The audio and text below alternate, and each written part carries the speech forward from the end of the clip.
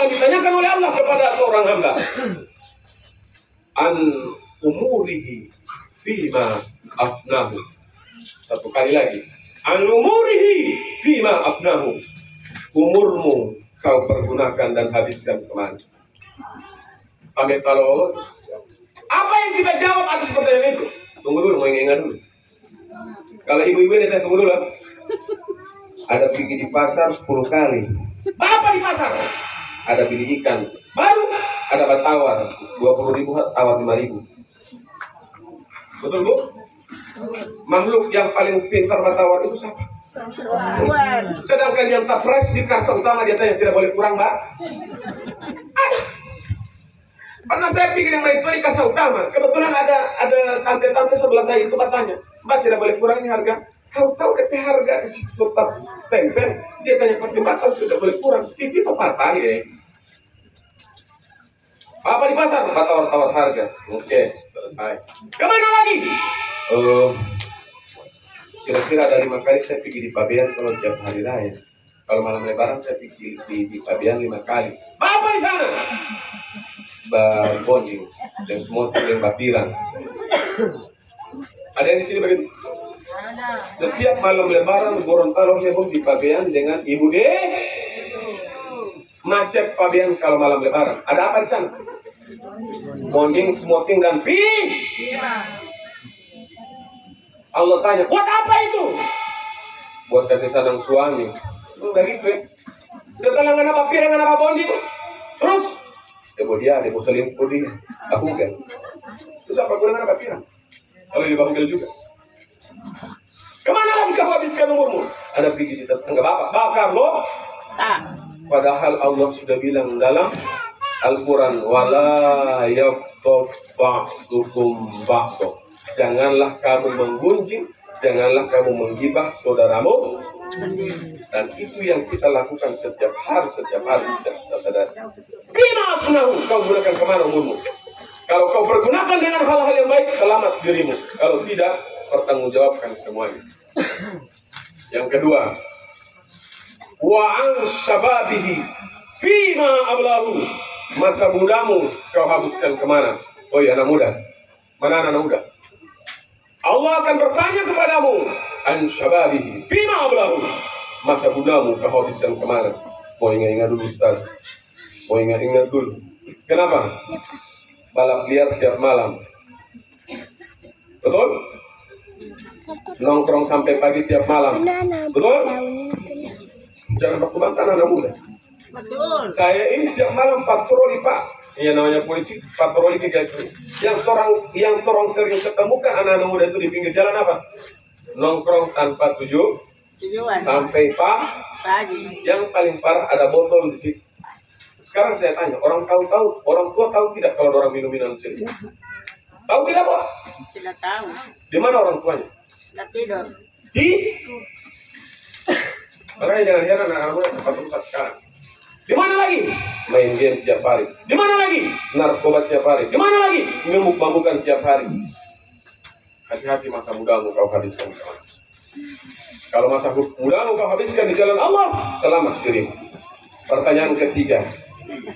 Wa an malihi min aina tasabab. Hartamu kau dapat dari mana? Ini pertanyaan berat Pak. Hartamu kau dapat dari mana? Ingat dulu. Ada jual orang kebaran. Orang kebaran kok dia titik pas saya baru saya kade. Ada? Tidak usah mengaku, saya tahu. Terus di mana lagi? Hartamu dari mana? Hasil korupsi, hasil menipu, hasil merampok, hasil mencuri. Kalau itu yang kita jawab di hadapan Allah, berarti resikonya sudah tahu.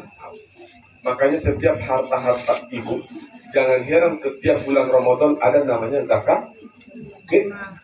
Itu zakat itu mensucikan semua yang syubhat dan haram yang tidak jelas dari harta-harta kita Pak.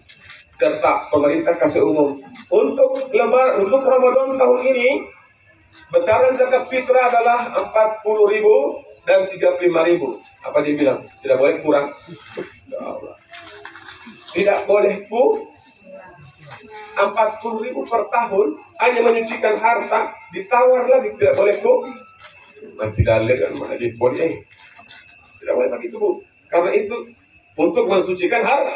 Karena setiap harta yang kita miliki, kita tidak tahu dia halal atau haram. Sekarang saya tanya, mana pedagang di sini di pasar?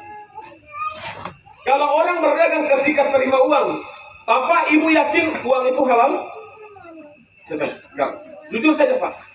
Bapak Ibu yakin uang yang Ibu Bapak terima hasil perdagangan itu halal? Yakin? Tidak. Bapak Ibu yakin karena apa? Karena Ibu berdagang. Berdagang itu adalah pekerjaan yang hak. Sehingga Ibu menganggap uangnya juga adalah uang hak. Tapi secara hakikatnya uang itu belum tentu hak. Bisa saja itu uang dari hasil curian kan? Bisa saja uang itu hasil menipu dan korupsi kan, Bu? Ibu kan tidak tahu. Itulah makanya disuruh zakat fitrah. Setuju, Bu? Setuju. Aina tasabahu, dari mana kau dapat hartamu? Yang keempat, wa malihi fima anfaqahu, hartamu kau belanjakan kemana? Kalau hartamu kau belanjakan di jalan Allah, selamat dirimu. Tapi kalau kau gunakan untuk berfoya-foya, untuk mencari kemewahan dunia, hati-hati dirimu.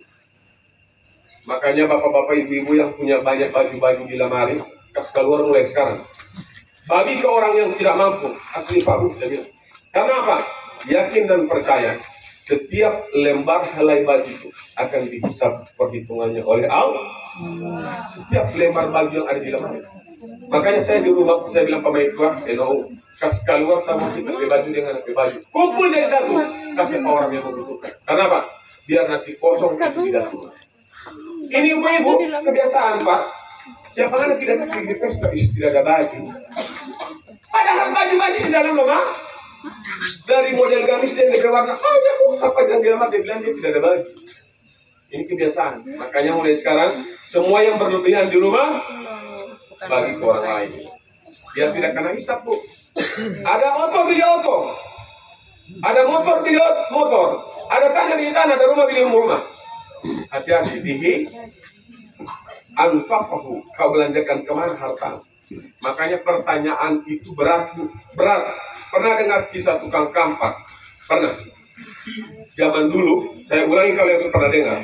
Dulu itu ada tukang kampak. Tukang kampak itu luas kali ya. Orang-orang pegang mulino, tamako, DPK aja potong-potong pohon. Ada sayembara dari raja.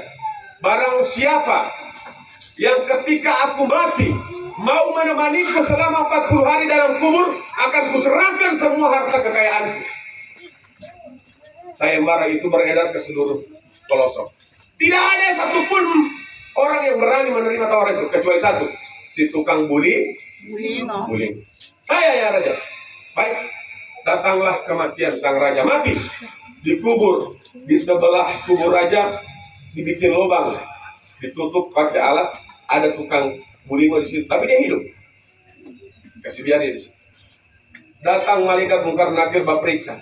Ketika Munkar Nakir datang, yang dia periksa bukan yang mati. Yang dia periksa siapa? Bulingo. Ada bapak apa, Bos? Bulingo. Bulingo itu apa? Kampak. Dari mana itu? Saya punya. Nggak beli di mana? Di pasar. Siapa yang jual? Begitu pertanyaan sampai hari yang ke-39 menyerah ke Bulingo. Menyerah. Angkat tangan, tidak kuat. Biar tidak dapat harta kita. Selama 40 hari cuma Bulingo terus yang dia tanya. Sudah menyerah. Keluar dari kubur ke Bulingo.